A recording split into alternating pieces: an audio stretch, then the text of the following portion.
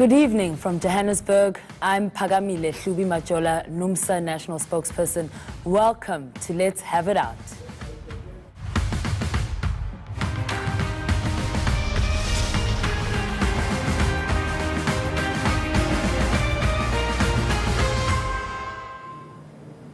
Tonight and every weeknight here on ENCA, a variety of newsmakers will get their chance to host this program. We'll give you, the viewer, a chance to get involved in the conversation.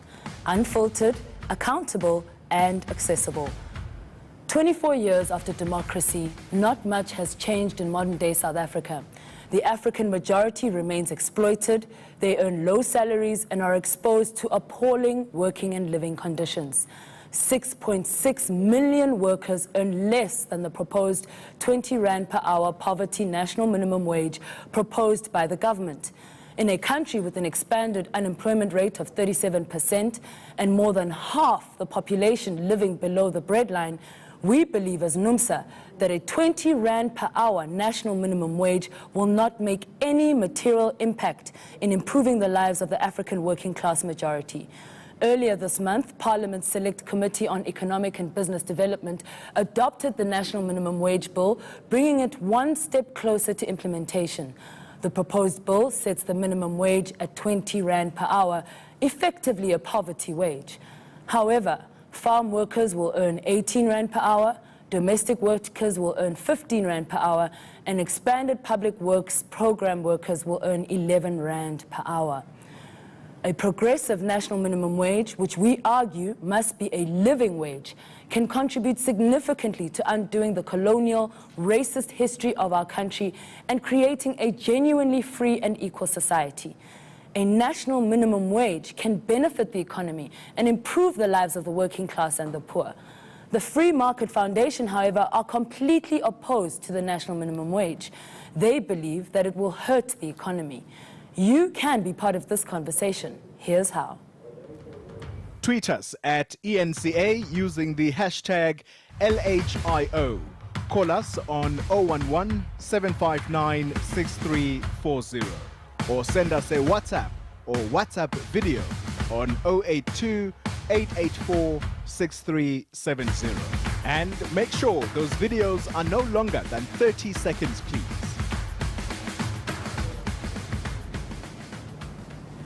Joining me in studio is Mr. Phumlani M. Majozi, who is a non-executive board director and youth coordinator of the Free Market Foundation Youth.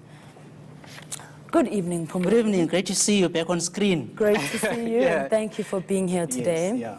So let's get right into it, Sure. Phumlani.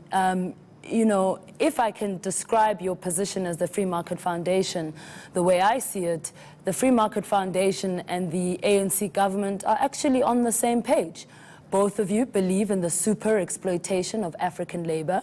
Both of you are trying to devalue the value of African labor. The only difference between the two of you is that the ANC government wants to legalize it. They want to legalize this exploitation at 20 Rand per hour, whereas you want the right to unfettered exploitation. Well, I will totally disagree with that. I think what you've just said now is unfair to us. That's not the case. We are not, I don't think you can sort of compare us to the ANC or for we stand. What the Free Market Foundation stands for, we are saying that what the national minimum wage will do is that it will kill jobs. You know, it's been admitted, even by the government officials, that there will be, employment will be hurt by the implementation of the national minimum wage. Remember, what the national minimum wage does is that it's all about how many people you want to kick out of jobs. That's what it is, right? That's what, if you can rephrase it, that's what the national minimum wage means. And depending on how much you set it, or you estimate it, or you set it as policy, you are just determining as to how many people will lose those jobs, right? And usually when the studies are being done, because what I have realized is that many people quote studies out there, and they say that there will be minimal sort of job losses when it comes to the implementation of the minimum wage. But then what is minimal? Because minimal isn't the eye of the beholder. Are you saying to me that just because it's one person, therefore it's not a huge injury? You know, How many young people out there who cannot find employment? You know, we have almost plus minus 10 million people. In fact, they say 9.5 million people are unemployed in South Africa. And most of them, I mean, they say plus minus 70%, if I'm not mistaken, it's young people who cannot find jobs, right? Well, that's a big challenge that you have there. It's interesting that you say that, and I'm very interested in the research that you are basing your theory on, because the reality is that in countries where a national minimum wage has been implemented, it's been a huge success. You look at the UK, for example. In 1999, they implemented a national minimum wage.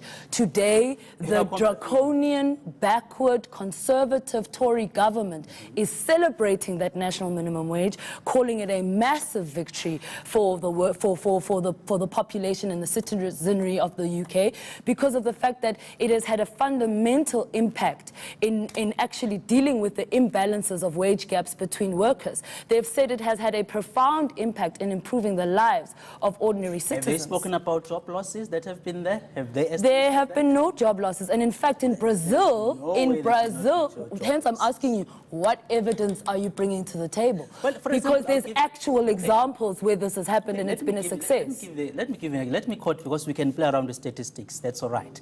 In the European Union, right, already in the European Union right now, when you look at the countries that have national minimum wage laws, right, youth unemployment is high in those countries compared to those countries that do not have. Right, they do not have national minimum wages.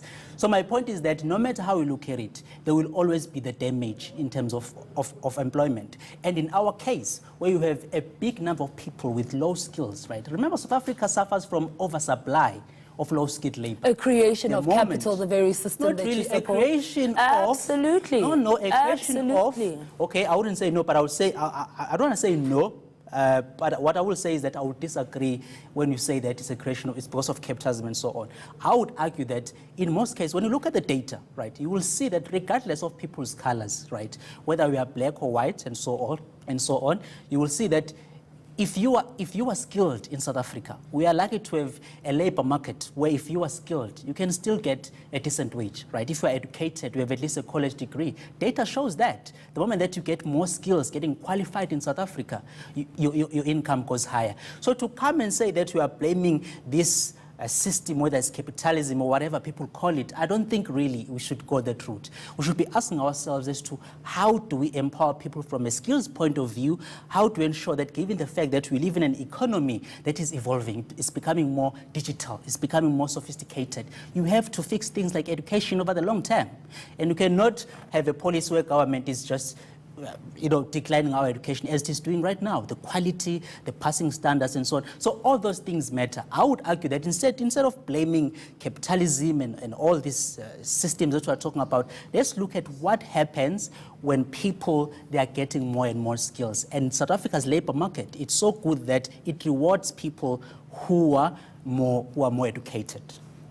No, absolutely not. In fact, as you sit there in that chair, Phumlani, the white worker who's doing exactly the work you're doing in your office earns 5 times more than you. That's according to Stats SA.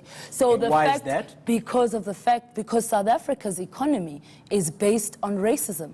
The structure of the South African economy is based on the exploitation of African labor. It depends on African labor to be exploited. And that's a fact. You can't even deny it because Stats SA has released those statistics. The National Household Survey says that the average African worker earns 5 times less than the average white worker. So those of you like the Free Market Foundation who claim that national minimum wage or an affordable or a living wage is out of reach to corporate are frankly lying. Because if capital in this country can afford to pay white workers 5 times more than ordinary black workers, certainly it means that they can actually afford a living wage. Well, unfortunately though, Phumlani, and I'm not trying to silence you, but we do have to pay the bills. We have to go to an ad break. Stay tuned as we continue this interesting conversation after the break. Remember to use the hashtag LHIO on social media.